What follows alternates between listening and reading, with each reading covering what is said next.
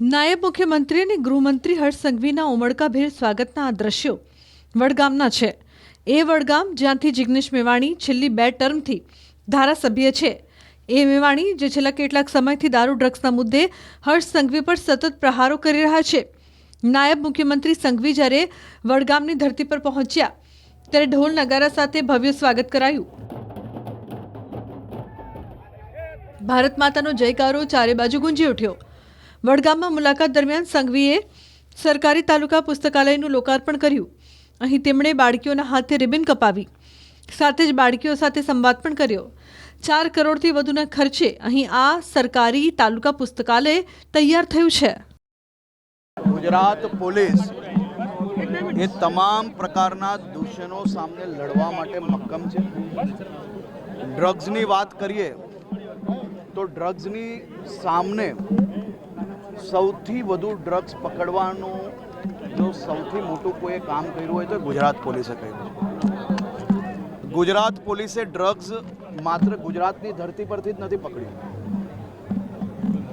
બંગાળના પોર્ટથી લઈને મહારાષ્ટ્રથી લઈને પંજાબની જેલોમાંથી ચાલતું નેટવર્કોને બી પર્દાફાશ કરીને પકડવાનું કામ એ આપણી ગુજરાત પોલીસ અને ગુજરાત એટીએસ દ્વારા કરવામાં આવ્યું છે. આ લડાઈ અવિરતપણે ચાલશે. સૌ સમાજોને સાથે લઈને સામાજિક રીતે બી ચાલશે. અને માત્ર આ લડાઈ એ ડ્રગ્સ વેચવાવાળા પૂરતી જ નથી. ડ્રગ્સ જે લોકો ક્યાંક ને ક્યાંક યુવાનો કોઈક આ દલદલમાં ફસાઈ ગયા હોય તો એ યુવાનોને આ દલદલમાંથી કઈ રીતે નિકાલવી એનો બી પ્રયાસ કરવું એ બી કાર્ય આગળ ચાલી રહ્યું છે. અને આ લડાઈ એ પ્રત્યેક નાગરિકોની છે, આપણી સૌની છે. આજે કોઈ બીજાનો બાળક એનો શિકાર બન્યો છે, કાલે કોઈ બીજાનો બી બની શકે છે. આ વિષય પર સંપૂર્ણ જવાબદારી છે પોલીસની અને એ જ દિશામાં એ લોકો કામ કરી રહ્યા છે, મજબૂતાઈથી કામ કરી રહ્યા છે અને હજી વધુ મજબૂતાઈથી આવનારા દિવસોમાં કામ કરશે. આપ સૌના ચહેરા ઉપર જે ખુશી હતી અને જે વિશ્વાસ હતો, આ જ વિશ્વાસથી હું ગુજરાતના દૂષણોની સામે લડું છું ને લડતો રહીશ. એક સાથે 160થી વધારે વિદ્યાર્થીઓ, યુવાઓ અહીંયા વાંચી શકશે ને એમનું ભવિષ્ય ઉજ્જવળ કરી શકશે. આપણે વડગામમાંથી આવનારા સમયની અંદર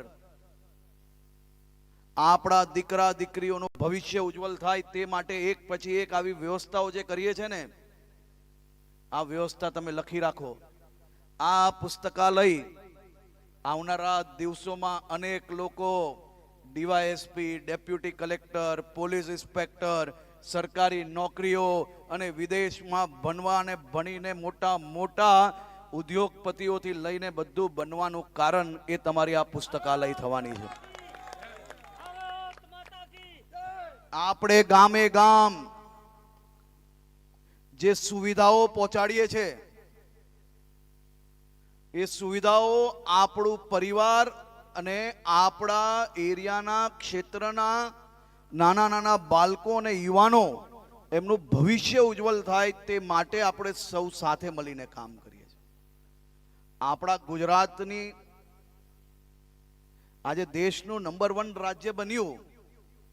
એ નંબર 1 રાજ્ય બનાવવા માટે તમે અહીંયા ઉભેલા સૌ લોકોએ રાત દિવસ કાલી મજૂરી કરી છે.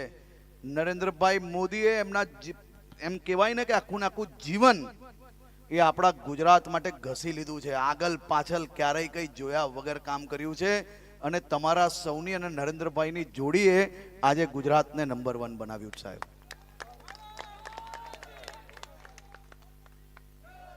હું તમારો ગુસ્સો સમજી શકું છું.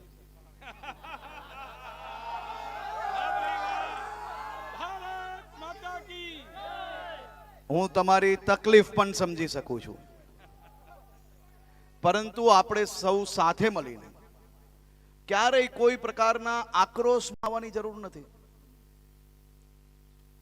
સમાજ જીવનમાં તમારી બધી જ જરૂરિયાતો માટે ભૂપેન્દ્રભાઈ પટેલની સરકાર એ તમારી જોડે ઊભી છે. ફોન કરજો, અડધી રાત્રે આવી જઈશ.